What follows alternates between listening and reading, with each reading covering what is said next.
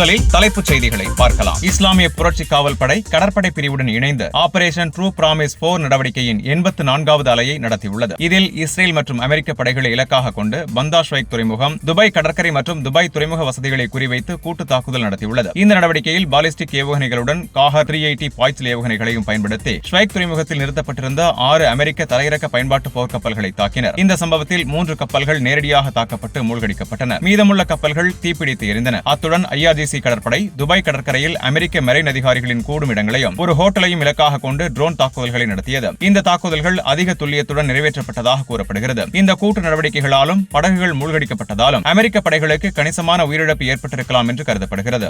ஈரானிய பாலிஸ்டிக் ஏவுகணையிலிருந்து பல ஏவுகணை துண்டுகள் டெல் அவிவின் 6 இடங்களில் விழுந்துள்ளது. இதனால் கட்டிடங்கள் தீப்பிடித்து எரிவதாக இஸ்ரேல் ஊடகங்கள் தெரிவித்துள்ளன. இந்த தாக்குதலால் மத்திய பகுதியில் உயிரிழப்புகளும் ஏற்பட்டு ஒரு குடியேறி கொல்லப்பட்டதுடன் பலர் காயமடைந்ததாகவும் அவர்களில் பலரின் நிலைமை கவலைக்கிடமாக உள்ளதாகவும் இஸ்ரேல் ஊடகங்கள் தெரிவித்துள்ளன. அமெரிக்க இஸ்ரேல் படைகள் ஈரானின் முபாரக்கே மற்றும் குசேஸ்தான் ஸ்டீல் உற்பத்தி வளாகங்களை தாக்கியதற்கு பதிலடியாக ஈரான் தனது பழிவாங்கல் இலக்குகளின் பட்டியலை விரிவுபடுத்தி இஸ்ரேல் மற்றும் வளைகுடா நாடுகளில் உள்ள ஸ்டீல் உற்பத்தி வசதிகளை குறிவைத்துள்ளதாக ஈரான் ஊடகங்கள் செய்தி வெளியிட்டுள்ளன. தஸ்னீம் செய்தி நிறுவனத்தின்படி புதிய இலக்குகள் கள உளவு தகவல் மற்றும் அமெரிக்காவுடன் இணைந்த நாடுகளின் தொழில்துறை உள்கட்டமைப்புகளின் மதிப்பீட்டின் அடிப்படையில் தேர்ந்தெடுக்கப்பட்டுள்ளன. அதிகாரிகள் ஈரானின் பதிலடியின் வீச்சு ஸ்டீல் உற்பத்தி துறைக்கு அப்பாலும் செல்லக்கூடும் என்று கூறினர். பின்னர் IRGC வெளியிட்ட ஒரு அறிக்கையில் அமெரிக்க பங்குதாரர்களை கொண்ட தொழில்துறை நிறுவனங்களின் ஊழியர்களும் இஸ்ரேலுடன் தொடர்புடைய வசதிகளிலும் உள்ளவர்களும் உடனடியாக வெளியேறுமாறு எச்சரித்தது. அந்த அறிக்கை அத்தகைய இடங்களுக்கு 1 கிலோமீட்டர் தொலைவில் வசிக்கும் மக்களும் தற்காலிகமாக வெளியேறுமாறு அறிவுறுத்தியது.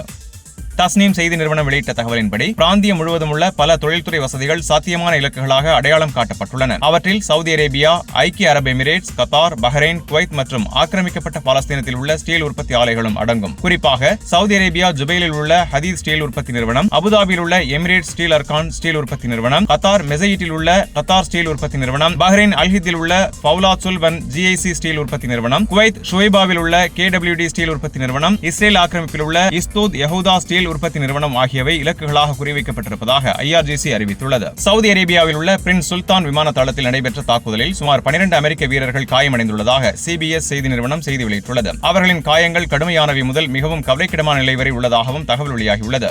IRGC கடற்படை முழு கட்டுப்பாட்டுடனும் மேற்பார்வையுடனும் எதிரி படைகளின் தூண்டுதல்களுக்கு வலுவான பதிலடி கொடுத்ததாக கத்தமல் அன்பியா தலைமையகத்தின் செய்தி தொடர்பாளர் தகவல் வெளியிட்டுள்ளார். IRGCயின் 84வது அலை தாக்குதலில் ஒருவழி ட்ரோன்கள் மற்றும் பாலிஸ்டிக் ஏவுகணைகளின் கலவையை பயன்படுத்தி குவைத்தின் புவியான் தீவில் திடீர் ஒருங்கிணைந்த தாக்குதலை நடத்தி பல அமெரிக்க ராணுவ பணியாளர்களை செயலிழக்க செய்ததாகவும் காயமடைந்தவர்கள் சாலிஹ் அல் சபா, முகமது அஹ்மத் மற்றும் அலி அல் சலீம் மருத்துவமனைகளுக்கு மாற்றப்பட்டனர். அமெரிக்க படைகள் முஸ்லிம் நிலங்களிலிருந்து முழுமையாக அகற்றப்படும் வரை பிராந்தியத்தில் உள்ள அமெரிக்க படைகளுக்கு எதிரான நடவடிக்கைகள் தொடரும் என்றும் தொடர்ச்சியான தாக்குதல்கள் வலுவாகவும் பலனளிக்கும் வகையிலும் இருக்கும் என்றும் IRGC எச்சரித்துள்ளது. 84வது அலையின் ஒரு பகுதியாக IRGC கடற்படை குவைத்தின் புவியான் தீவில் ஜியோனிஸ்ட் மற்றும் அமெரிக்க பயங்கரவாதிகளின் கூடும் இடங்களை இலக்காக கொண்டு ஏவுகணைகள் மற்றும் ட்ரோன்களை பயன்படுத்தி திடீர் தாக்குதல் நடத்தியது. இதில் பல அமெரிக்க மெரைன் படை வீரர்கள் கொல்லப்பட்டிருக்கலாம் அல்லது காயமடைந்திருக்கலாம் என்று IRGC அறிவித்துள்ளது. காயமடைந்தவர்கள் சாலிஹ் அல் சபா, முகமது அஹ்மத் மற்றும் அலி அல் சலீம் மருத்துவமனைகளுக்கு கொண்டு செல்லப்பட்டனர். இந்த மருத்துவமனைகள் முழு முடக்கத்தில் வைக்கப்பட்டு குவைத் நோயாளிகளின் நுழைவு தடை செய்யப்பட்டதால் உள்ளூர் மக்களிடையே சலசலப்புகள் எழுந்தன.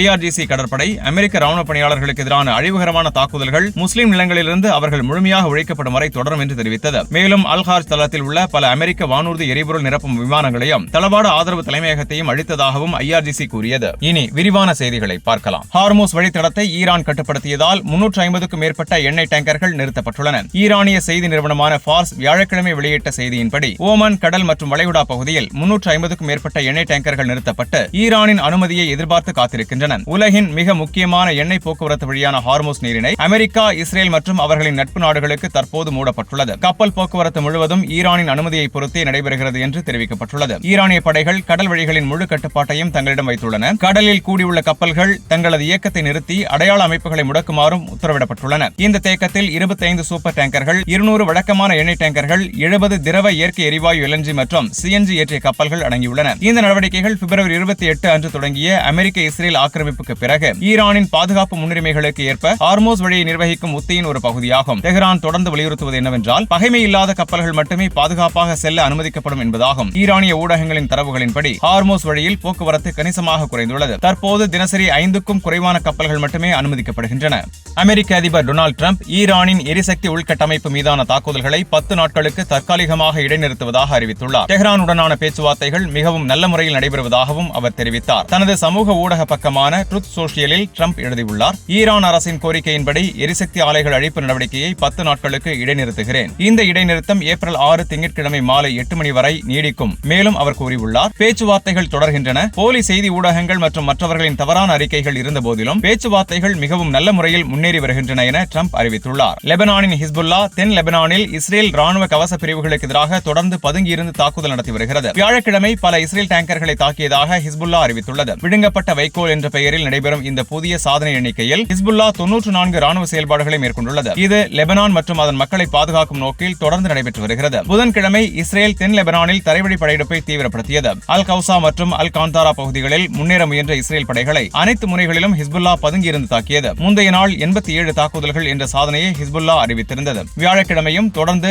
டெய்ர் சிரியான், அல் காந்தாரா, டெஃபில் மற்றும் அல் தைபே ஆகிய இடங்களில் இஸ்ரேல் மெர்காவா டேங்கர்களை ஹிஸ்புல்லாவின் எதிர்ப்பு கவச யூனிட்டுகள் தாக்கின. இதனிடையே டெல் அவீவில் உள்ள இஸ்ரேல் பாதுகாப்பு அமைச்சக தலைமையகம் உள்ளிட்ட பல ராணுவ வசதிகளுக்கு எதிராக தந்திர ஏவுகணைகளும் ஏவப்பட்டுள்ளன. அமெரிக்க அதிபர் டொனால்டு டிரம்ப் செவ்வாய்க்கிழமை மிகப்பெரிய பரிசு என்று பெருமையாக கூறியதை ஈரான் தரப்பு நிராகரித்துள்ளது. ஹார்மோஸ் கடல் போக்குவரத்தில் ஈரானின் நிலைப்பாட்டை விளக்கிய ஈரான், டிரம்பின் ஈரானியர்கள் ஒப்பந்தம் செய்வார்கள் என்ற கூற்றை மறுத்துள்ளது. ஹார்மோஸ் வழியில் கப்பல் இயக்கங்கள் ஈரான் ஏற்பாடு செய்துள்ள பாதுகாப்பான வழியில் மட்டுமே நடைபெறுகின்றன என்று அவர் தெரிவித்தார். அமெரிக்கா அல்லது ஆக்கிரமிப்பில் ஈடுபட்ட தரப்புகளின் கப்பல்கள் தற்போதைய நிலையில் செல்ல முடியாது என்றும் அவர் வலியுறுத்தினார். அனுமதிக்கப்படும் கப்பல்கள் ஈரானுடன் நேரடி தொடர்பு கொண்டு முன்கூட்டியே ஒருங்கிணைந்து முறையான ராஜதந்திர மற்றும் தொழில்நுட்ப சேனல்கள் வழியாகவே கப்பல் பயணங்கள் நடைபெறுவதாகவும் ஈரான் தரப்பில் தெரிவிக்கப்பட்டுள்ளது. இதனிடையே ஈரானின் புரட்சி காவல் படை புதன்கிழமை வெளியிட்ட காட்சிகளில் இது அமெரிக்க அதிபர் பேசிய ஈரானின் பரிசு, உங்கள் கைகளை விரித்து பெற்றுக் கொள்ளுங்கள் என்று எழுதப்பட்ட ஒரு ஏவுகணையின் படம் இடம்பெற்றிருந்தது. இஸ்ரேல் ராணுவத்தின் மூத்த அதிகாரி ஒருவர் இஸ்ரேல் ராணுவத்தில் தீவிரமான பணியாளர் பற்றாக்குறை இருப்பதாக வியாழக்கிழமை எச்சரித்துள்ளார். வழக்கமான பணி மற்றும் ரிசர்வ் படையில் கூடுதல் வீரர்கள் தேவை என்றும் ரிசர்வ் பணி சட்டங்களில் உடனடி சீர்திருத்தங்கள் தேவை என்றும் அவர் வலியுறுத்தினார். இஸ்ரேல் சேனல் 13 இதை தெரிவித்துள்ளது. அந்த மூத்த அதிகாரி சேனலிடம் கூறியதாவது, படை எண்ணிக்கையில் உள்ள இடைவெளி குறித்து நீண்ட காலமாகவே எச்சரித்து வருகிறோம். காசா, மேற்கு கரை மற்றும் லெபனானில் கூடுதல் வீரர்களும் கூடுதல் படைகளும் தேவைப்படுகின்றன. 2027 ஜனவரிக்குள் வழக்கமான பணிக்காலத்தை 30 மாதங்களிலிருந்து 36 மாதங்களாக நீட்டிக்காவிட்டால் இது பொறுக்க முடியாத சிக்கலை உருவாக்கும் என்று அவர் எச்சரித்தார். இஸ்ரேல் தலைமை தளபதி ஏயால் ஜமீர் அமைச்சரவை கூட்டத்தில் நடப்பு பணியாளர் நெருக்கடி தீர்க்கப்படாவிட்டால் இஸ்ரேல் ராணுவம் சரிந்துவிடும் என்று எச்சரித்ததை தொடர்ந்து இந்த எச்சரிக்கை வெளியாகியுள்ளது. கான் 11 செய்தியின் ஆதாரங்களின்படி அமைச்சரவை கூட்டத்தில் மேற்கு கரையில் புதிய குடியேற்றங்களுக்கு அனுமதி வழங்கப்பட்டது. தெற்கு லெபனானில் விரிவாக்கப்பட்ட செயல்பாடுகள், காசா பகுதியில் சுமார் பாதியை கட்டுப்பாட்டில் வைத்திருத்தல் மற்றும் புதிய குடியேற்றங்கள் ஆகியவற்றால் ராணுவத்தின் பணிச்சுமை தொடர்ந்து அதிகரித்து வருகிறது. ஆனால் வீரர்களின் எண்ணிக்கை அதிகரிக்கவில்லை. உண்மையில் அது குறைந்து வருகிறது. வழக்கமான படைக்கான நீட்டிக்கப்பட்ட செயல்பாட்டு பணி ரத்து செய்யப்பட்டதாலும் ஜனவரி முதல் பணிக்காலத்தை 30 மாதங்களாக குறைக்கும் சட்ட மாற்றம் வருவதாலும் இந்த பற்றாக்குறை ஏற்பட்டுள்ளது. இந்த மாதம் தொடக்கத்தில் இஸ்ரேல் ஊடகங்கள் மே மாதத்திற்குள் 4 லட்சம் ரிசர்வ் வீரர்களை அணிவகுக்க திட்டமிட்டுள்ளதாக தெரிவித்தன.